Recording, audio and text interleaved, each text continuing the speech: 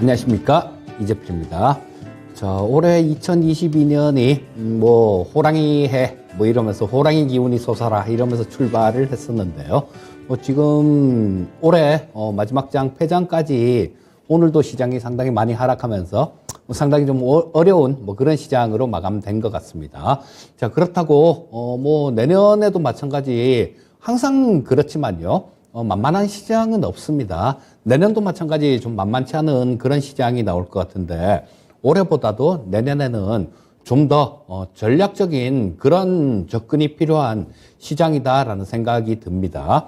자, 일단 간략하게 전에 있었던 것들, 그리고 과거에 있었던 것들, 그리고 올해 시장에서 올해 시장이 어떻게 움직였는지, 또 수급 전체적으로 그런 부분 간략하게 좀 살펴보도록 하겠습니다. 자, 근데 2023년도 시장에 대해서 좀 몇 가지 의문점이 있습니다. 자, 지금 파월 의장도 그러고요. 일부 되게 좀 희망적으로 이렇게 얘기하시는 분들 같은 경우는 경기 침체 없이 연준이 피벗을 할 수 있는 그런 가능한 수준까지 물가가 하락할 수 있을 것이다라는 그런 얘기를 하시는 분도 계십니다. 근데 과연 이런 게 가능할까라는 생각이 듭니다. 자, 이 피벗이다라는 거는 그냥 금리를 인상을 하다가 멈추는 게 아니라 금리 인하로 이렇게 돌아서는 거, 그걸 얘기하는 거죠. 금리 인상이야 올해 2월달이죠. 그러니까 연준 회의가 1월 말일에서 2월 1일까지 합니다. 그러니까 1월달 회의라고 얘기를 해도 되고 2월달 회의다라고 얘기를 해도 되는데요. 그때 올리고 그 다음번에 한 번 더 올리고 그러고 한 번 더 올릴지 어떨지 모르겠는데 그 정도 수준에서 일단 금리를 올리는 거는 그만하더라도 이게 과연 금리를 내릴 만한 주식시장이 좀 강한 모습이 나오고 좋은 시장으로 이렇게 가려면요. 연준이 금리 인상을 멈추는 거 그것만으론 부족합니다. 거기서 연준이 금리를 인하를 해주고 그런 움직임이 나와야 주식시장은 의미 있는 그런 상승이 가능할 거예요. 자, 그래서 이 부분이 좀 의문이 드는 그런 상황이고요. 또 과거에도 마찬가지 경기 침체가 있을 때가 있었죠. 그런데 이번에는 참 이상합니다. 이번에는 참 이상한 게 과거하고 달리 너무 많아요. 경기 침체가 있다라는 얘기를 하시는 분들이 너무 많은데, 자, 이게 또 저 역시도 마찬가지 경기 침체가 있긴 있을 것 같은 생각이 들거든요. 그런데 아마 지금 현재 상태에서 이 목소리가 너무 크다라는 거는 당장은 없다라는 얘기로 해석을 해야 맞을 겁니다. 그리고 아마 그분들이 목소리가 좀 이렇게 작아지고 그럴 때 어느 날 갑자기 갑자기 이렇게 예상하지 못한 그런 형태로 이 경기 침체 같은 경우는 나타날 가능성이 굉장히 높아 보여요. 그래서 일단은 지금 현재 상태에서는 조금 조심스러운 그런 상황입니다. 자, 이 부분이 어쩌면 내년도 저한테는 또 가장 큰 숙제가 될지도 모르겠습니다. 자, 과거하고는 달리 사람들이 경기 침체한 우려가 이렇게 너무 큰데 경기 침체가 오더라도 어떤 형태로 올지 그 부분을 좀 찾아내야 될 것 같은데 이 부분은 제가 좀 노력을 해야 되는 그런 부분이 되겠죠. 또 지금 미중 패권 전쟁 관련해 갖고 좀 많은 이런 우려의 목소리들이 있죠. 근데 이게 완전한 단절을 의미하는 것인가? 이런 부분은 아마 아닐 겁니다. 자, 중국이 지금 아무리 힘들어지고 그렇다고 하더라도 미국 역시 마찬가지일 겁니다. 자, 중국이 지금 내일 당장 완전한 단절로 미중이 가게 되면요. 미국 역시 굉장히 힘들어져요. 지금 미국이 중국을 이렇게 많이 좀 속된 말로 망하게 할 그럴 힘이 없어서 지금 그냥 저 상태로 그냥 이렇게 질질 끌고 가는 게 아니라요. 만약에 중국이 한순간에 그렇게 좀 안 좋게 가버리면 본인들이 힘들기 때문에 그래서 서서히 그렇게 진행을 하고 있는 걸로 보셔야 되니까 일단 미중 패권 전쟁 관련해 갖고는 저것 때문에 과거처럼 굉장히 좋을 수는 없을 겁니다. 하지만 어떤 저것 때문에 되게 힘든 그런 국면도 없을 거예요. 적당히 하면서 서서히 중국이 어렵게 돼가는 그런 모습이 아닐까 싶은 생각이 들고요. 자, 그리고 지금 우크라이나 전쟁이 있죠. 근데 우크라이나 전쟁 종결 시에 뭐 이 갈등이 소멸이 될까요? 그렇진 않을 겁니다. 자, 뭐 우크라이나 전쟁이 끝난다고 하더라도 푸틴이 살아있으면 러시아가 또 마찬가지로 제재의 대상이 될 거고, 또 이 푸틴이 만약에 제거가 된다고 하더라도 상당히 좀 어려운 뭐 그런 시간들을 겪을 거예요. 자, 그래서 이런 부분들을 다들 좀 이렇게 좀 종합을 해본다라면, 야, 올해 시장은 2023년도 시장은 굉장히 어지러운 시장이겠다. 이런 부분들을 좀 생각해 볼 수 있을 겁니다. 차라리 여러분들 2022년도 시장은 굉장히 좀 생각하기에 따라서 굉장히 단순했습니다. 자, 이 화면 기억하시는 분들 아마 계실지도 모르겠습니다. 제가 작년 말하고 그다음에 올해 초까지도 이 화면을 갖다 놓고 얘기를 좀 많이 했었죠. 그때는 이거는 없었을 때입니다. 자, 이거는 없고, 자, 그다음에 요거까지만 놓고 말씀을 드렸었는데요. 자, 올해는 위기 극복 3년 차입니다. 이런 말씀을 드리면서, 자, IMF 때 안 좋았죠? 그 다음에 리만 사태 때 안 좋았죠? 그리고 IMF 때 2년 차 때 고점하고 3년 차 때 저점이 56%가 빠졌습니다. 리만 사태 때 극복하고 난 다음에 고점에서 저점이 26%가 빠졌습니다. 자, 그럼 올해 시장은 어떨까요? 작년에 했던 얘기입니다. 올해 시장은 어떨까요? 안 좋을 것 같습니다라는 그런 결론을 여러분들께 딱 내드렸었는데요. 자, 이게 올해 시장의 결론입니다. 위기 극복 3년차 때 9월 30일 날 저점을 찍었죠. 자, 그때 2년차 시작, 3년차 시작부터 3년차 마감까지 20.83%가 빠졌어요. 자, 그리고 또 2년차 고점에서 3년차 저점 이 구간을 보게 되면 뭐 한 35.62% 정도가 하락하는 모습이었습니다. 자, 그러니까 뭐 지수 자체가 고점에서 한 35% 빠졌으면요. 종목별로는 반토막 난 종목들이 수두룩하다는 얘기입니다. 아마 반토막 더 난 종목들이 훨씬 더 많을 거예요. 자, 근데 우리는 이런 부분들을 보면서도 과거 사례를 보면서도 시장을 좀 이렇게 유추를 해볼 수 있지만요. 자, 뭐 지금이 그렇게 유추를 해드리고 말씀드렸던 부분이고 또 다른 부분도 있을 수 있는 거죠. 자, 이 부분을 보시면 우리 시청자님들께서도 야, 진짜 내가 뭐 하고 있었나 싶은 생각이 아마 드실 것 같습니다. 자, 이때 보시게 되면요. 이때가 2021년도입니다. 2021년도에 이때 8월 달이죠. 2021년도 8월 달.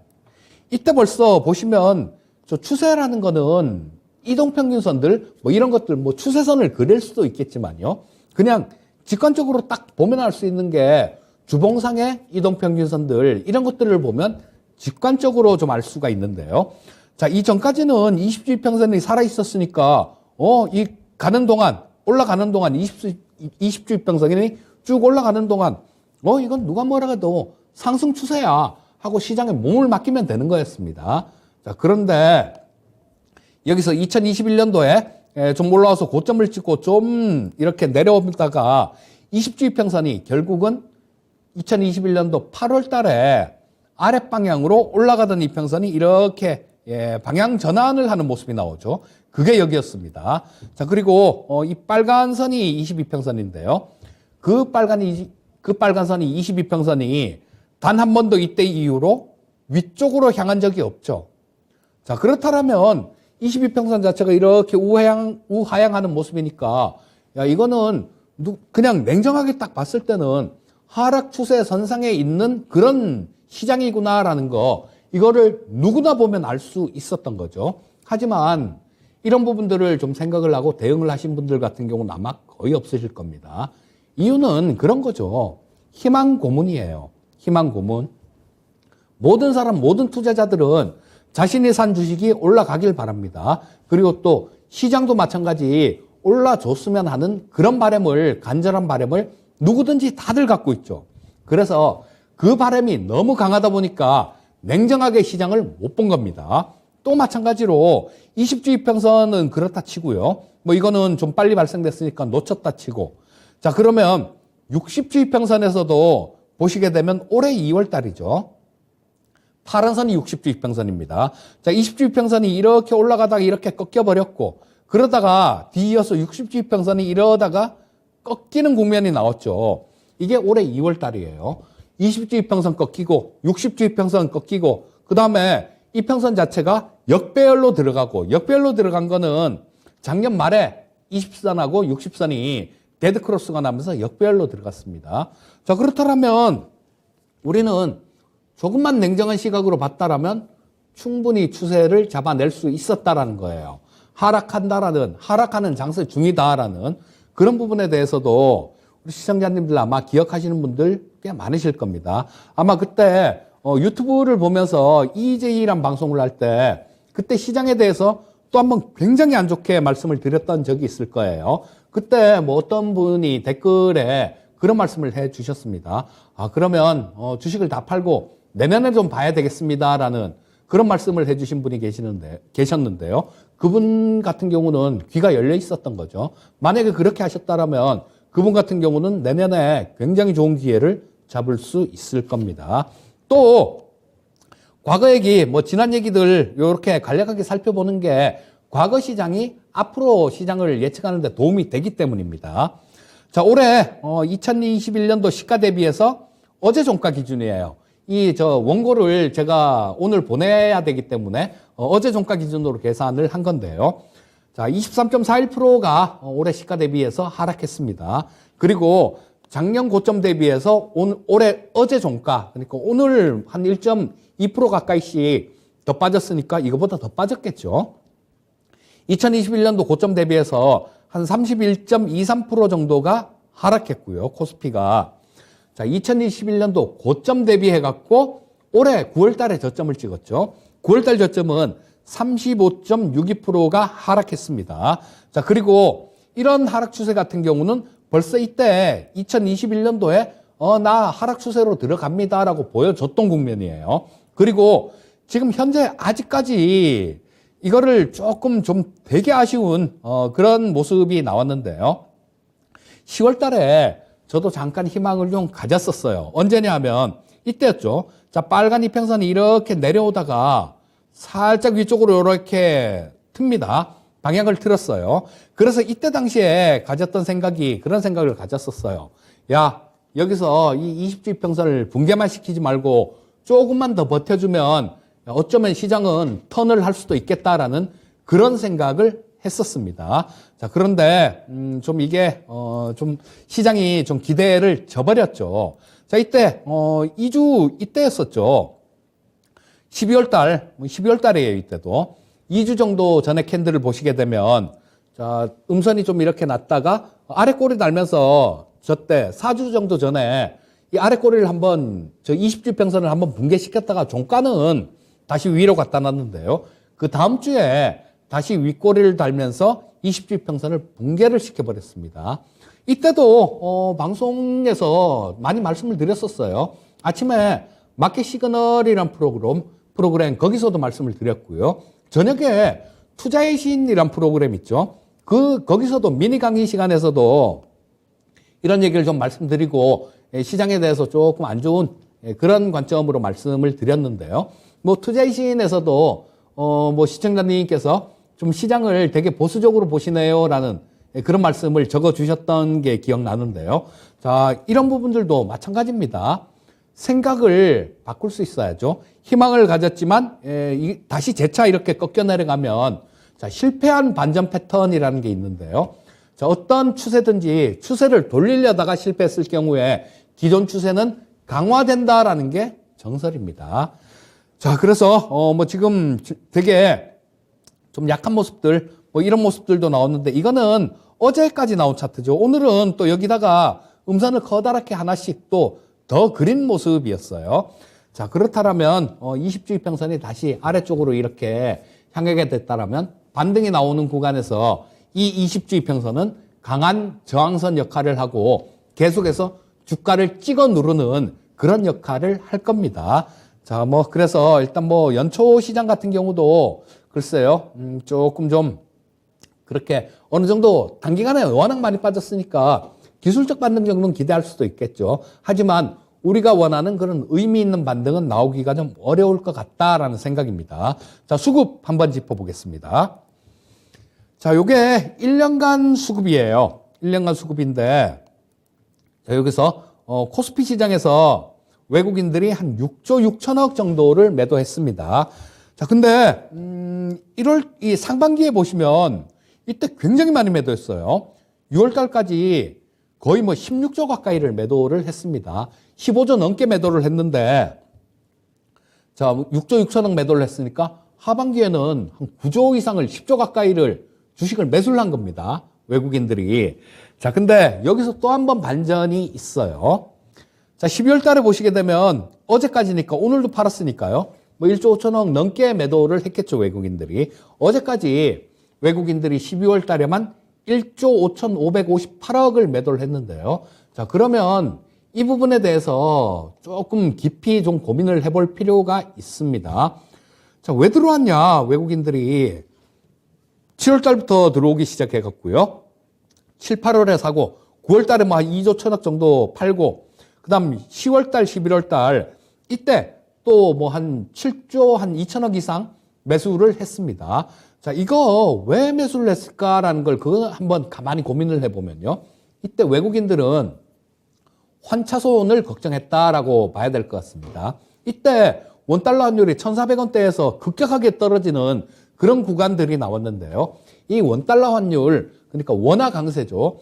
원화 강세에 대비하기 위한 그런 매수였다라고 봐야 됩니다. 그리고 또 뭐 이런 외국인들이 한 10조 정도 이렇게 매수를 했으면 원래 시장은 굉장히 강하게 올라가야지 정상인 거죠. 그런데 시장이 올라오지 않았다라는 거는 이 외국인들 같은 경우는 공격적으로 매수를 한 게 아니라 방어적으로 수동적으로 매수를 했다라는 얘기로 해석할 수 있는 거고요. 그러면 원달러 환율에 대한 해지 정도성으로 생각해야 된다라고 보시면 되겠죠.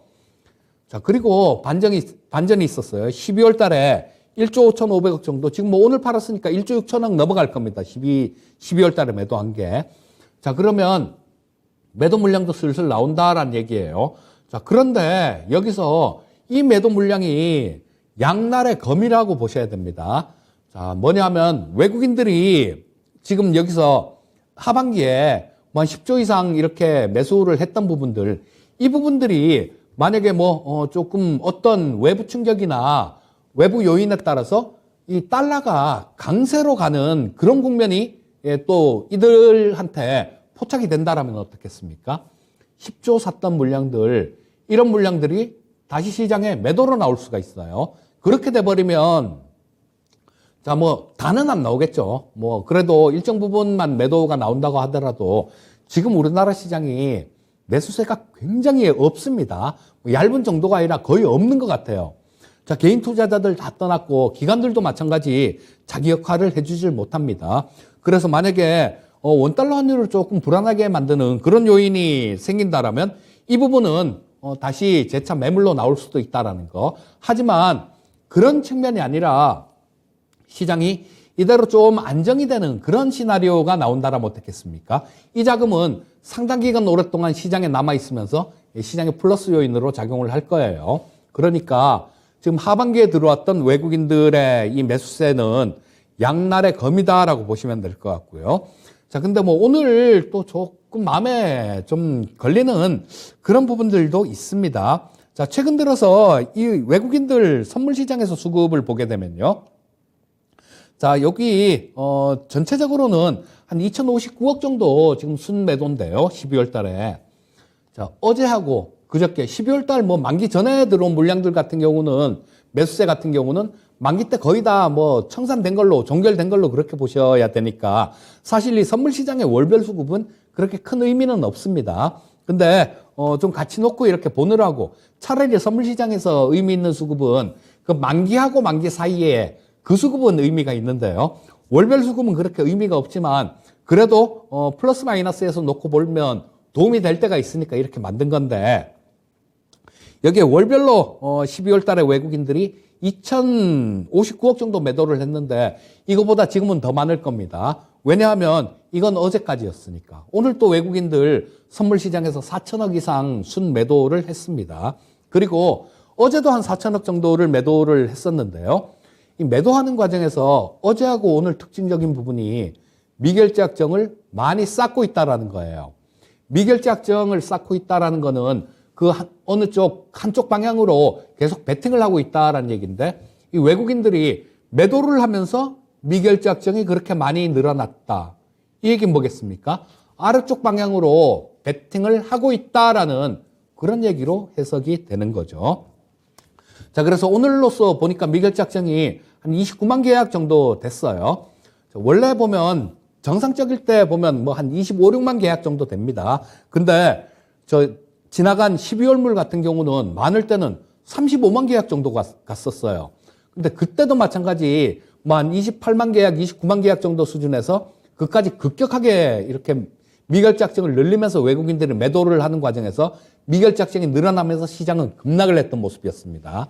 자, 지금도 똑같은 모습이 나온 거예요. 어제, 오늘 외국인들이 선물 시장에서 매도를 많이 하면서 미결제 약정을 많이 늘렸다라는 겁니다. 자, 더는 미결제 약정이 좀 늘지 않았으면 좋겠는데요. 이 부분에 대해서 또 신년에도 1월 2일 날 장 개장하고도 미결제 약정이 늘어난다라면 그거는 우리가 시장에 대해서 조금 조심스럽게 볼 필요가 있습니다. 반등이 나온다고 하더라도 이 반등은 짧을 가능성이 굉장히 높다라는 거예요. 자, 그래서 일단 뭐 그 부분들은 선물 시장 수급을 꼭 한번 살펴보십사 하는, 계속해서 살펴보십사 하는 그런 말씀을 드립니다. 왜냐하면 코스피 시장, 코스닥 시장 이 두 개 합한 거래대금보다 선물 시장에서 외국인들이 거래하는 거래대금이 훨씬 많습니다. 그래서 이 선물 시장의 수급을 봐야 시장이 보이기 때문에 그런 얘기를 계속 말씀을 드리는 거예요. 자, 일단 뭐 수급까지 좀 짚어봤는데 그렇게 우호적인 얘기, 좋게 볼 수 있는 그런 부분들은 없습니다. 그래서 아마 2023년 같은 경우는 이런 두 가지 시나리오 중에 하나가 아닐까 싶은 생각이 들어요. 첫 번째 시나리오, 미국 물가가 좀 하락을 지속해 주는 겁니다. 하락 지속하고, 그 다음에 경기에 뭐 좀 많은 영향을 주지 않고, 그러니까 경기가 조금 좀 둔화, 그러니까 상승 탄력 둔화 정도, 그렇게 되는 걸 경기 연착륙이라 그러죠. 경기가 연착륙하는 시나리오, 물가가 계속 하락하면서 경기가 연착륙을 한다라면 상반기 때 한 번 정도의 변동성은 있을 겁니다. 그러고 난 다음에 시장은 장기 박스권으로 갈 가능성이 많아요. 왜냐하면 이 연준에서도 물가가 좀 이렇게 하락을 하지만요. 하락을 한다고 하더라도 아주 마음에 드는 수준까지 하락을 하긴 어려울 겁니다. 그리고 샤워실의 바보라고 얘기를 하는데요. 우리 폴 볼커 의장이 엄청나게 금리를 많이 높였는데요. 그 전에 연준 의장이 연준 역사상 가장 무능하다라고 평가되는 아서 번즈라는 분이었습니다. 이분이 이 금리를 막 올리다가 긴축을 막 하다가 물가가 조금 잡히니까 또 피봇을 하고, 그러다 보니까 물가가 또 올라가요. 이거 안 되겠네, 금리 다시 올려. 또 금리 올리니까 조금 내려가니까 괜찮네, 금리 내려. 이러다가 다 망가뜨린 겁니다. 그래서 그걸 보고 샤워실의 바보다라고 얘기를 해요. 샤워실에서 우리 뜨거운 물을 딱 틀었을 때 뜨거운 물이 확 나오면 뜨거 하고 수도꼭지를 돌리죠. 적당히 돌려야 되는데 찬물 있는 수준까지 돌리면 또 차가워가 되겠죠. 그러면서 다시 돌리고, 그래서 갈팡질팡하면서 어쩔 줄 몰라 하는 거, 이걸 샤워실의 바보라고 얘기를 하는데요. 지금 연준과 파월 의장은 샤워실의 바보가 되기 싫은 겁니다. 그렇기 때문에 뭐 이런 굉장히 좀 어려운 국면들, 이런 국면들이 아니라 연착륙 시나리오가 나오게 되면 어느 정도 긴축을 계속 할 거예요. 그렇게 되면 시장은 한번 이렇게 변동성이 있고 난 다음에 옆으로 횡보하는 박스권 움직임일 가능성이 굉장히 높습니다. 자, 그리고 요게 첫 번째 시나리오. 두 번째 시나리오가 있죠. 지금 연준이 굉장히 매파적이에요. 그리고 또 그런 얘기를 공공연히 하시는 분들도 계십니다. 연준은 자기들의 얘기를 안 할 뿐이지 경기를 침체를 시키려고 하고 있다. 왜? 물가 때문에. 그런 얘기를 하시는 분들도 계시는데요. 자, 매파 정책을 계속 이렇게 하고 그 부작용으로 경기 침체가 발생됐을 경우에 이때는 시장이 상당히 한 번 정도는 굉장히 어려운 국면을 겪는다라고 봐야 되겠죠. 자, 과거에 경기 침체가 있었을 때 그때 평균 하락폭 정도까지는 당연히 열어놔야 되겠죠. 경기 침체가 발생이 된다라면 당연히 그 수준까지는 열어놔야 될 겁니다. 그거는 다음 장에서 보기로 하고요. 자, 이럴 때는 시장이 급락하는 모습이 나올 거예요. 그랬다가 그때는 다 터지겠죠. 굵직한 기업들도 막 부도나는 기업들 속출을 하고 이 경기 침체가 될 때 전형적인 단계들이 그런 단계입니다. 자, 처음에는 기업들이 좀 원가 절감들 이런 것들을 위해서 자체 내에서 노력을 하죠. 그러고 난 다음에 직원들을 쪼고 원가 절감 방안 내놔라. 몇 프로 절감하려면 어떡할래? 그런 얘기를 하다가 임금을 동결시키고요. 직원을 뽑지를 않습니다. 그리고 있는 직원들도 해고를 하게 돼요. 그러다가 견디다 안 되겠으면 도산하는 회사는 도산하고요. 또 살아남은 회사들끼리도 또 이렇게 합병을 하고 그런 움직임도 막 나오죠. 그런 게 좀 전형적인 이렇게 가는 케이스인데요. 지금은 일부 기업들 측면 쪽에서 회사 인원들을 좀 감원을 하는 그 정도 단계까지 갔죠. 애플도 더 이상 사람 안 뽑는다라고 얘기를 하지 않습니까? 자, 그리고 여러 기업들, 굵직굵직한 기업들이 전부 다 금융권들도 골드만삭스도 감원한다 그러고, 자, 그래서 이런 부분들이 아까 말씀드렸던 그 인원을 줄이는 그런 부분들이 지금 진행되고 있다라고 보시면 될 거고요. 여기서 좀 더 나가면 경기 침체로 가는 겁니다. 그 경우에는 급락하는 모습이 한번 나올 거예요. 차라리 그런데 저는 첫 번째 시나리오보다는 두 번째 시나리오가 더 좋다라는 생각입니다. 첫 번째 시나리오, 저는 시나리오 나와봤자요. 옆으로 왔다 갔다 하면서 우리 시청자님들 오래 이런 거를 찾을 수 있는 그런 시장이 못 될 겁니다. 오히려 계속해서 계좌를 조금씩 이렇게 깎여 나가는 그런 모습이 나올 가능성이 굉장히 높아요. 하지만 두 번째 시나리오대로 나오게 된다면 급락하는 모습이 한번 나오겠죠. 그랬다가 V자 반등이 나올 겁니다. 그러면 이 V자 반등은 우리 보셨죠? 2020년도에 코로나 팬데믹 지나면서 엄청난 장이 왔지 않습니까? 그거하고 비슷한 형태로 진행이 될 가능성이 높습니다. 자, 이게 왜 침체가 오면 이런 모습이 나온다라고 말씀을 드리냐면요. 연준이 금리를 인하할 겁니다. 연준 지금 금리 인하 내년까지 없다 이런 얘기를 하겠죠. 그거는 침체가 없다라는 가정하에 금리 인하가 없다라는 얘기예요. 자, 제가 기억하기로 2001년도 1월 달에 그런 모습이 나왔었습니다. 이 닷컴 버블 때문에 이 연준이 계속해서 금리를 올리다가 닷컴 버블이 붕괴가 되죠. 그러다가 하다 주가가 빠지다가 너무 많이 빠지니까 그때 우리나라 코스피도 반토막 넘게 났었습니다. 그렇게 되니까 연준은 2001년도 1월 달에 갑자기 기습적으로 금리를 인하를 해요. 그리고 또 9.11 테러 나고 난 다음에 9.11 테러는 2001년도 9월 달이죠. 그때 9.11 테러 나고 난 다음에도 갑자기 특별회의를 소집을 해서 금리 인하를 0.5%를 확 해버립니다. 연준이 아마 이 경기가 침체가 돼서 굉장히 강하게 시장이 하락한다라면 그때는 이렇게 돌아설 수 있다라는 얘기예요. 그 연준의 힘으로 V자 반등이 가능하다라는 겁니다. 아마 이 두 가지 시나리오 중에 하나일 것 같은데 우리 시청자님들한테, 투자자들한테, 그리고 시장한테 좀 더 좋으려면 아프지만 돈을 벌기 편하려면 아마 2번 시나리오가 나오는 게 좀 더 좋다라는 생각입니다. 자, 그러면 과거에 경기 침체가 있었을 때 주가가 어느 수준 정도까지 빠졌느냐, 그 부분은 우리가 꼭 좀 살펴봐야 되는 내용이겠죠. 자, 이 화면 제가 가끔 보여드렸어요. 우리 시청자님들한테 가끔 보여드렸는데 이때도 마찬가지 보시게 되면 자, 경기 침체가 금리 역전이 되고 난 다음에 금리는 미국의 2년물하고 10년물 채권금리를 얘기하는 겁니다.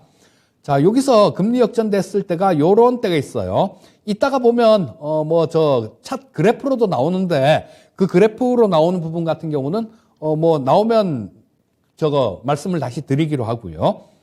자, 금리 역전이 1973년도 1월 달에 금리 역전이 됐는데, 경기 침체가 73년부터 75년까지 경기 침체가 있었습니다.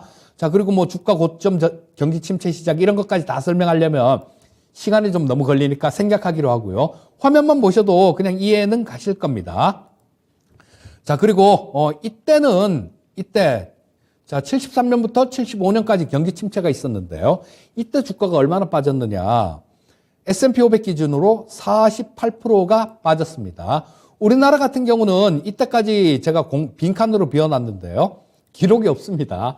HDS를 찾아봐도 기록이 없고 81년도에 물론 우리나라 코스피 지수가 시작된 건 1980년도 1월 3일입니다. 하지만 자료가 없어요. 그래서 정리를 할 수가 없었고 그 전에 보시게 되면 미국 쪽은 나오는데요. 자, 17% 빠졌을 때도 있고 78년도에요.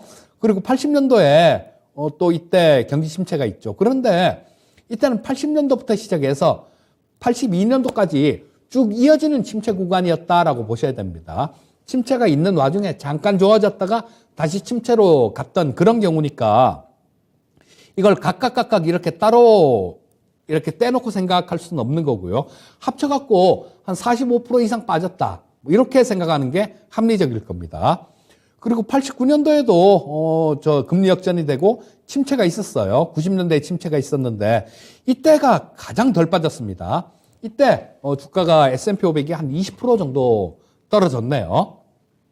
그 다음에 2000년도에 닷컴 버블이 붕괴되고 있었던 그 침체 구간에서는 많이 빠졌네요. 이때는 S&P 500이 51%가 하락합니다.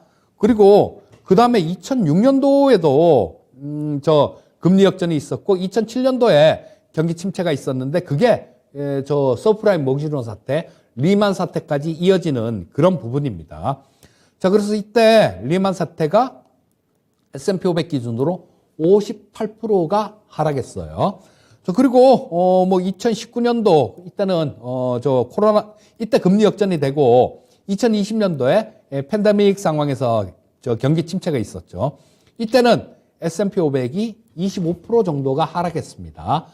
자, 그러면 이걸 총 토탈해 갖고 보시게 되면요. 한 36% 정도 하락이에요. 36% 정도 하락이고 우리나라를 한번 보시게 되면 우리나라도 이런 모습입니다.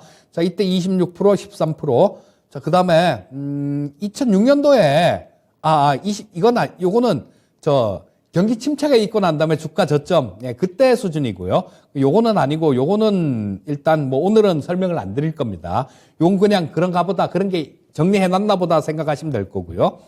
자, 이때 89년도에 우리나라가 고점에서 저점이 45%가 하락했습니다. 코스피가. 그 다음에 2000년도 미국 닷컴 버블 꺼질 때 우리나라 57% 하락했습니다. 반토막도 더 부러졌다라는 얘기죠. 그 다음에 이때 2006년도에도 마찬가지 2007년도에 있었던 그 침체. 자, 그때도 마찬가지 서프라임 모기지론 사태까지 리만 사태까지 이어지면서 57%가 급락했어요. 자, 그리고 코로나 팬데믹 때 이때도 마찬가지 2018년도 1월 달에 우리나라 시장은 고점을 찍습니다. 2600포인트 정도죠. 고점을 찍고 난 다음에 계속해서 1년 넘게 하락하는 모습이 나오다가 거의 2년 하락했습니다. 그때도. 고점에서 결국은 한 45% 정도 하락한 모습이었고요. 그러면서 바닥을 형성했고, 자, 이거 S&P 500은 평균 경기 침체가 있었을 때 미국이 36% 정도 빠졌고요.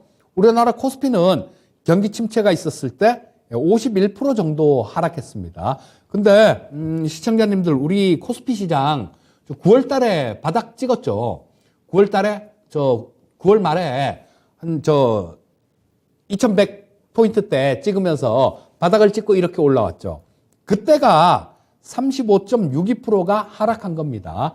자, 그러면 아까 말씀드렸던 2번 시나리오가 대로 진행이 됐을 때 평균 정도는 봐야 된다라는 말씀을 드렸는데요.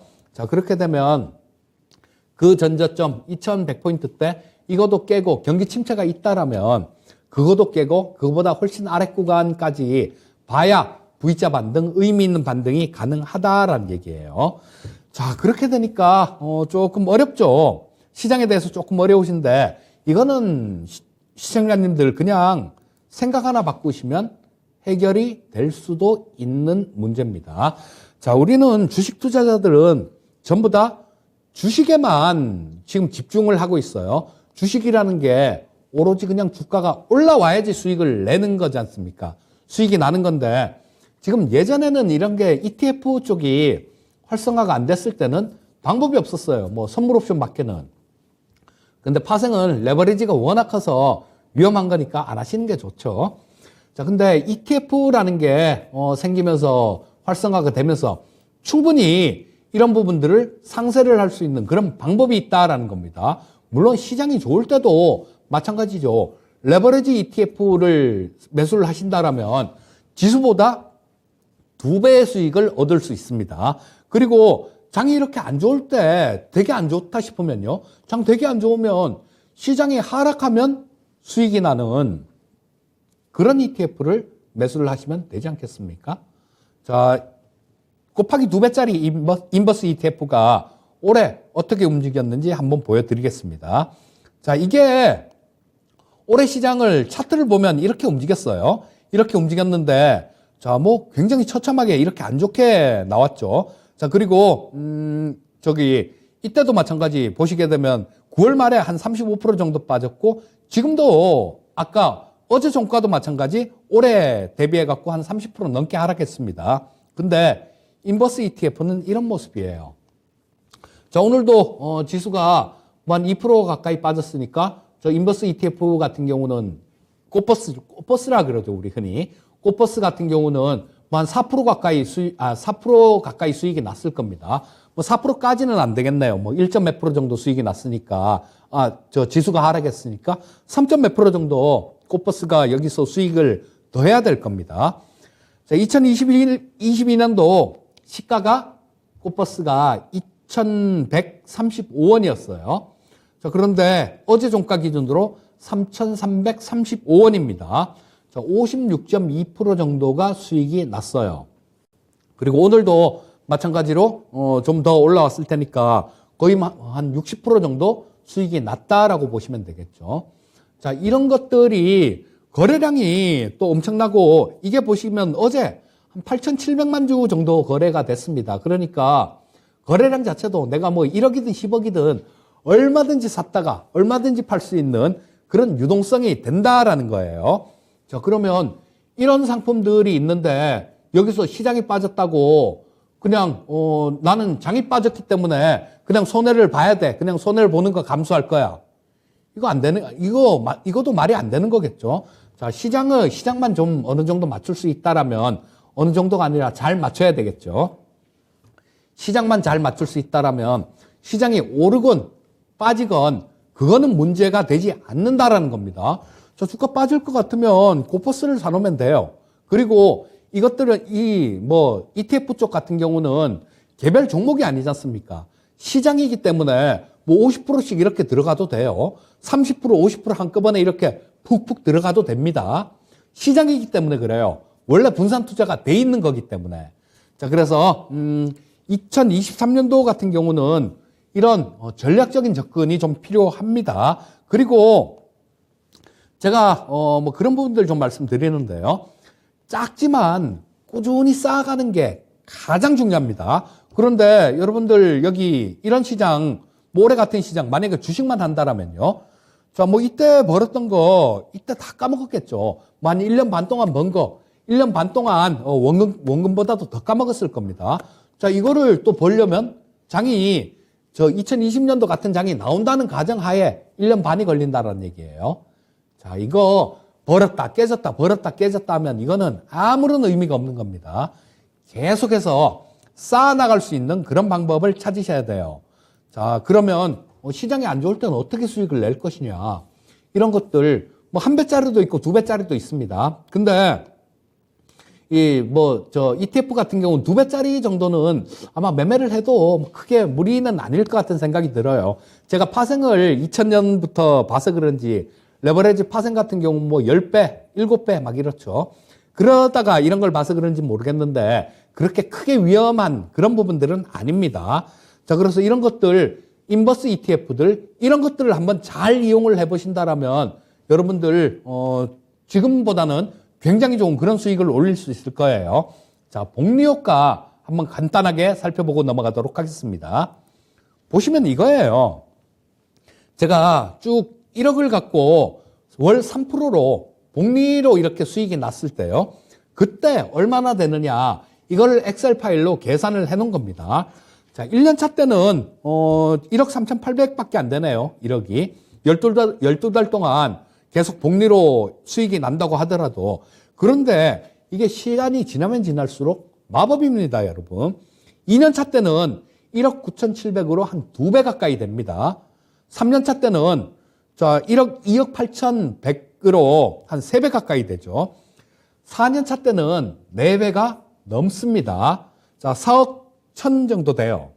그리고 5년 차 때는 5억 7,200이에요.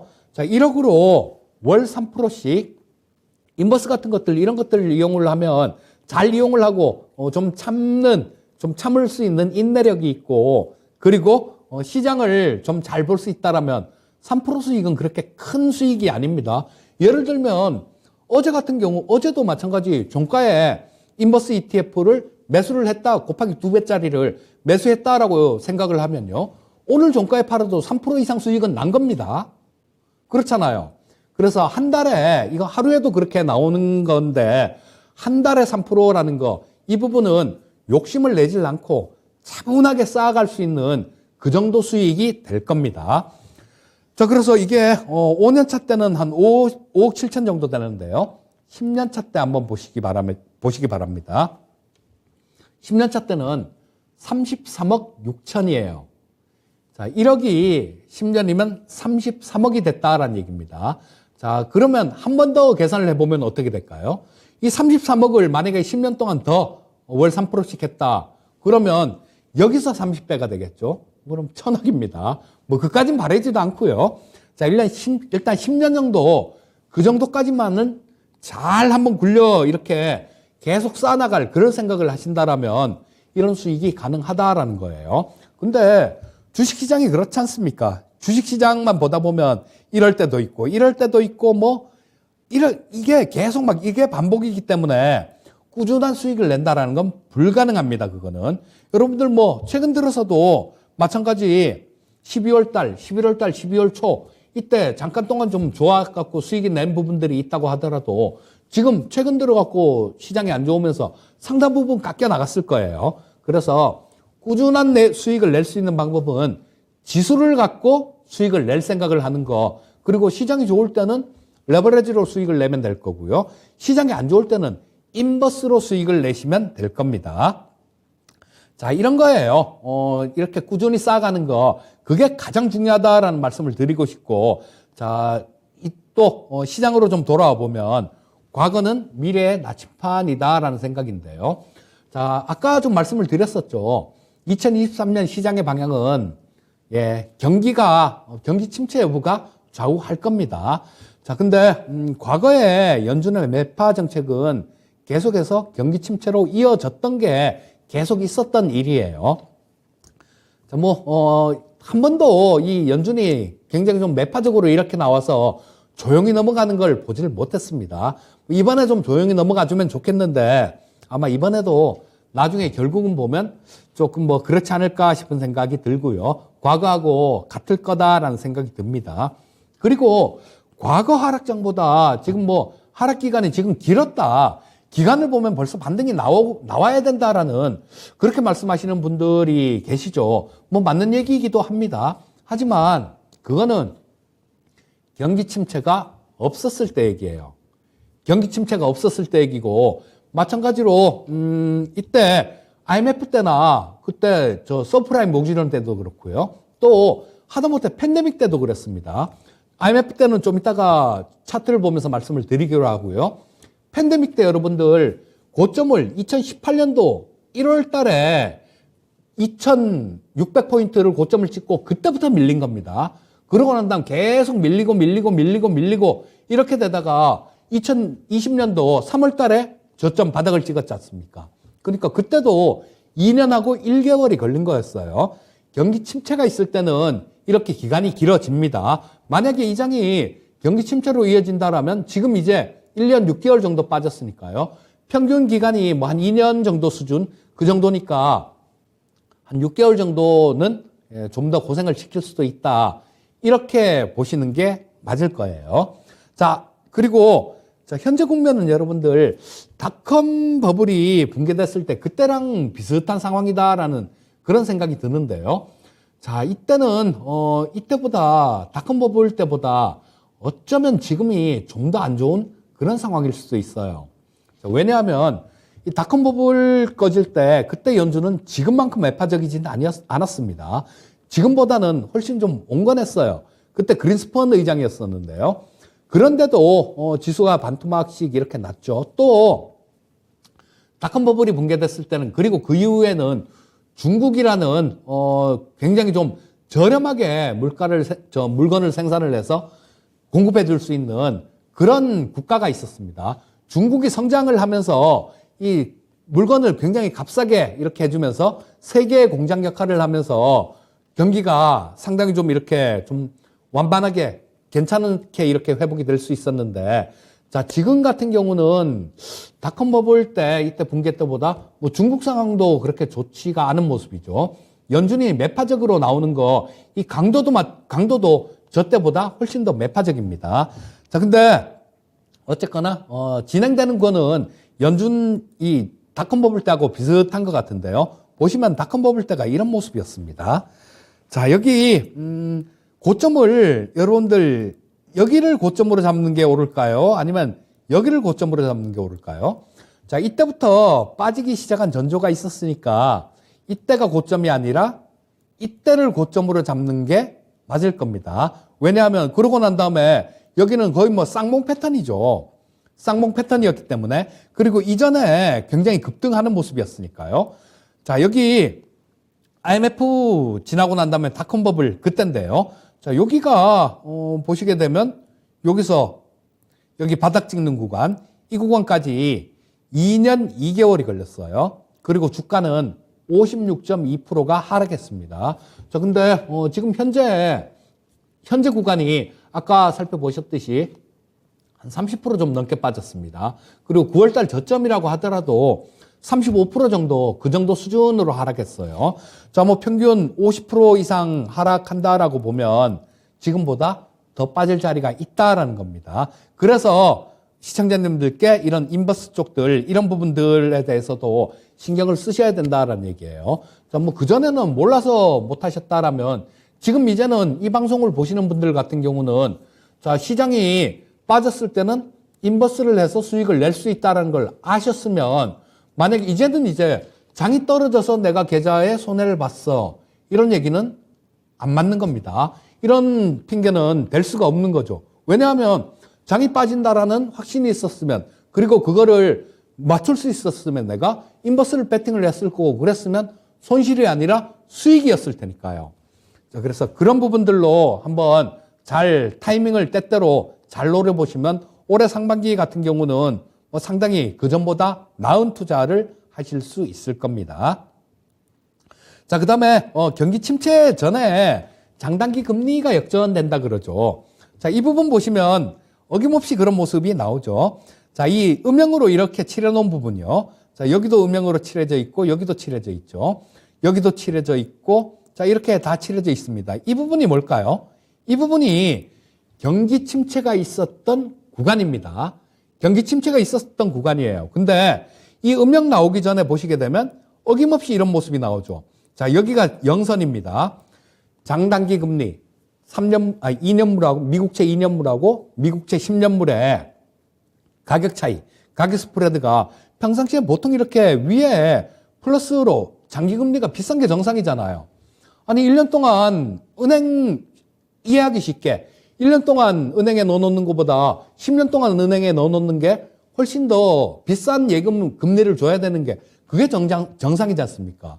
이게 정상인 거예요. 그런데 가끔 가다가 이런 형태가 나타납니다. 자, 금리가 역전이 됐을 때, 이럴 때, 그러고 난 다음에는 어김없이 이런 음영 부분들이 나타나죠. 이때도, 이때도 그런 모습이 나타났고, 경기 침체가 있었고요. 그 다음에 2000년대도 마찬가지로, 이때 금리 역전 현상이 나타나고, 경기 침체 현상, 그러니까 닷컴 버블이 붕괴되면서 경기 침체. 또 이때도 마찬가지 2000년대 중반 이후에도 또 금리 역전이 되고 난 다음에 경기 침체가 있었고요. 자, 이때도 공교롭게도 그 팬데믹 있을 때 그때도 마찬가지로 그 전에 금리 역전 현상이 나왔습니다. 자, 지금이 여기예요, 여기. 자, 금리가 역전이 돼 있는 상태입니다. 돼 있는 상태고, 그렇다면 과거 예를 봐서는 경기 침체가 오는 게 맞는데, 또 이게 보면요, 이 침체 역전이 된 게 굉장히 크게 역전이 돼 있습니다. 지금 여기 이 구간이 보시게 되면 이때 1980년대 있었던 구간, 이때 다음으로 높아요. 40년 만에 가장 차이가 크다라는 얘기입니다. 2년물하고 10년물의 금리 차이가 역전폭이 가장 크다라는 얘기예요. 자, 그래서 이런 부분들을 본다라면 경기 침체는 있다라고 보는 게 타당할 거고요. 경기 침체가 있다라면 아까 PPT에서 제가 정리해 놓은 자료를 보셨을 겁니다. 자, 그 부분들, 그 정도까지는 열어놔야 된다라는 부분들. 그렇다면 올해도 2023년도에도 까딱하면 이런 것들을 좀 당할 수가 있으니까 여차하면 인버스도 내가 투자를 한번 해봐야 되겠다라는 그런 마음도 갖고 계셔야 되겠죠. 자, 그리고 이 정도 차이가 나 있습니다. 이 장까지 하고 시간이 없을 것 같으니까 다음 주까지 제가 배워야 산다가 예정이 돼 있으니까요. 다음 주에 또 말씀을 드리기로 하고, 지금 현재 2년물에서 10년물 금리 차이가 요거는 한 지금 50bp 정도, 그러니까 0.5% 정도가 차이 났습니다. 이게 굉장히 많이 차이 났을 때는 0.8%까지 차이가 났었어요. 그런데 스프레드가 금리 차이가 조금 좁혀들었는데도 0.5% 정도입니다. 0.5% 정도만 하더라도 엄청나게 많이 차이가 나는 거예요. 그래서 일단 오늘 얘기를 정리해서 말씀드리자면 그겁니다. 내년 시장도 만만치 않을 것이다. 침체가 찾아올 가능성이 높은데 그 침체는 사람들이 다 이렇게 얘기하는 이런 형태로 오는 게 아니라 생각지도 못한 의외의 형태, 그런 형태로 올 가능성이 높다. 그리고 이런 거에 대비하기 위해서는 우리는 인버스 관련된 부분들도 알아놓고 매매를 준비를 하고 있어야 된다라는 거. 자, 그 정도로 보시면 될 것 같고요. 복리 효과의 기적에 대해서도 말씀을 드렸으니까 그 부분을 한번 꼼꼼히 한번 생각을 해보시면 주식 투자에서 이렇게 꾸준하게 수익이 내서 이렇게 큰 수익을 얻을 수가 없습니다. 왜냐하면 왔다 갔다 하니까. 자, 오늘은 이 정도까지 하기로 하고요. 저는 다음 주에 또 뵙도록 하겠습니다. 시청자님들 새해 복 많이 받으십시오. 감사합니다.